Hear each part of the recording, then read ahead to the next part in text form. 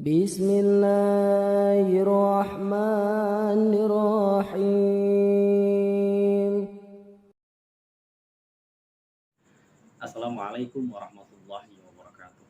Teman-teman, Citayam Fashion Week masih saja ramai diperbincangkan. Hal itu menarik perhatian saya untuk ikut berkomentar, berargumentasi ataupun berpendapat tentangnya. Tapi saya tidak akan mengomentari tentang Bonge CS, Bonge Kurma Roy ataupun JJ dengan selebelnya, ataupun juga saya tidak akan mengomentari Baim Paula dengan hak akan kekayaan intelektualnya atau Haki yang ramai diperbincangkan juga. Juga saya tidak akan mengomentari soal pejabat mungkin Pak Ridwan Kamil, Pak Anies Baswedan yang juga ikut fashion show di trotoar Duku Atas Jakarta, atau juga tentang tepat tidaknya nama Citayam Fashion Week, karena idealnya Citayam Fashion Week berarti lokasinya harusnya di Citayam, bukan di Sudirman. Ternyata ini lokasinya di Sudirman, sebagaimana Paris Fashion Week kan lokasinya di Paris. Ya, ini Citayam Fashion Week kok lokasinya di Sudirman, itu kan salah kaprah ya. Tapi tidak apa-apa, karena memang kita bangsa yang sudah terbiasa dengan salah kaprah. Ya, contoh lain, Bika Ambon asalnya juga dari Medan, itu kan sulit dinalar. Mungkin bisa kita urut juga sejarahnya, mungkin ada sejarah. Nah, Citayam Fashion Week kita mungkin paham hari ini, tapi kalau kita tarik setahun, 2 tahun, bahkan puluhan tahun, mungkin generasi setelah kita akan bingung loh. Citayam Fashion Week kok lokasinya di Sudirman Jakarta, bukan di Citayam Bogor. Saya lebih tertarik mengomentari soal Citayam Fashion Week, kita kaitkan dengan perspektif Islam yang rahmatan lil alamin. Karena kemarin ada teman-teman yang justru mengaitkan ini dengan narasi bahwa Indonesia tidak baik-baik saja, lalu mengaitkan dengan adanya LGBT misalkan. Saya pribadi juga sangat menolak LGBT. Tapi alhamdulillahnya masyarakat kita sudah paham, mereka akan menolak hal-hal yang tabu, yang melanggar norma, bahkan melanggar agama. Caranya mungkin tidak perlu dengan kekerasan, cukup kita cuekin pelaku LGBT, pasti mereka akan hilang dengan sendirinya, akan sembuh dengan sendirinya. Kalau mereka kita perhatikan, kita beri panggung, maka mereka akan semakin gila, mereka akan semakin menjamur. Caranya cukup kita cueki saja, maka mereka akan sembuh dengan sendirinya, mereka akan hilang dengan sendirinya, karena mereka tidak mendapatkan panggung itu.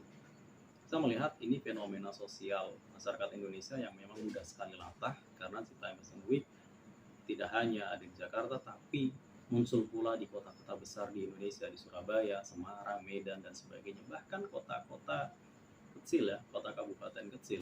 Di tempat kelahiran saya, Pekalongan juga sudah muncul, di Magelang muncul, dan beberapa kota-kota lainnya. Fenomena ini menunjukkan bahwa bangsa kita sebenarnya latah akan hal-hal kecil yang ringan. Bangsa kita butuh hal-hal kecil yang ringan, yang humoris, yang menyenangkan, yang menghibur. Citayam Fashion Week ini hal kecil dilakukan oleh rakyat kecil dan bisa menghibur bagi kita semua. Tentu tanpa dikaitkan dengan hal-hal yang lainnya. Tentu teman-teman masih ingat sebelumnya sempat ramai juga tagline Asia yang didengungkan oleh Atta Halilintar ya, itu sempat viral. Sebelumnya ada Om Telolet Om, itu viral. Itu kan hal-hal sepele, hal kecil, tapi bagi masyarakat banyak mungkin itu hal yang bisa menghibur. Dengan kata-kata sepele yang receh misalkan, itu bisa menghibur. Nah, masyarakat kita secara sosial mungkin akan haus akan hal tersebut, karena secara politik kita disuguhi dengan narasi-narasi yang berat, retorika yang intelektual misalkan, retorika yang intelek misalkan, disuguhi hal tersebut di TV, tapi faktanya tong kosong nyaring bunyinya. Hal itu tidak berbanding lurus dengan perilaku mereka ketika menjabat. Kita banyak dikibuli atau dihianati oleh para politisi yang akhirnya menjabat. Maka untuk mengobati dari rasa kecewa itu, kita rakyat Indonesia butuh hal-hal kecil, hal ringan yang menghibur. Maka saya secara pribadi mengajak atau bahkan men-challenge, menantang teman-teman semua, para da'i-da'iyah, para ustadz-ustazah yang bergerak di bidang pendidikan Islam. Yuk kita tunjukkan Islam dengan dakwahnya yang rahmatan lil alamin. Teman-teman mungkin bisa dengan hal-hal yang kecil yang menghibur banyak orang, tapi mengingatkan orang kepada nilai-nilai keislaman, mengingatkan orang atau mengajak orang kepada kembali kepada jalan Allah Subhanahu wa taala, mengingatkan orang dengan menebar kedamaian, dengan menebar cinta kasih, menebar rahmat, menebar Islam yang penuh dengan rahmat bagi semesta alam. Tentu kita sudah lelah dengan cara dakwah yang dengan menyalah-nyalahkan kelompok lain, membid'ahkan, bahkan mengkafirkan, mensyirikkan, memusyrikan.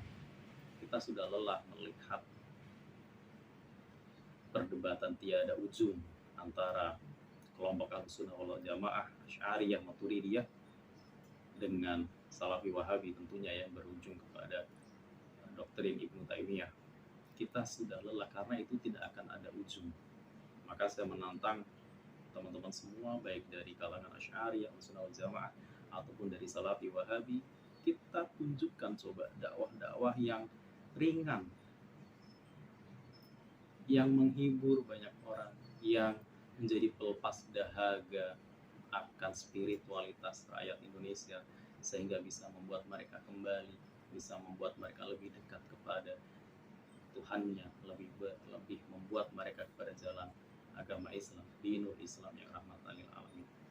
Sebagaimana yang dilakukan para pendahulu kita, para wali songo, yang makna dakwahnya terbukti menjadikan kita sekarang sebagai bangsa mayoritas agama Islam, dengan Islam penduduknya terbesar di dunia. Itu kesuksesan wali songo yang saya rasa perlu kita contoh di era modern ini, model-model dakwah wali songo. Saya tunggu ya teman-teman ustadz ustazah semuanya dengan dakwah ringannya tapi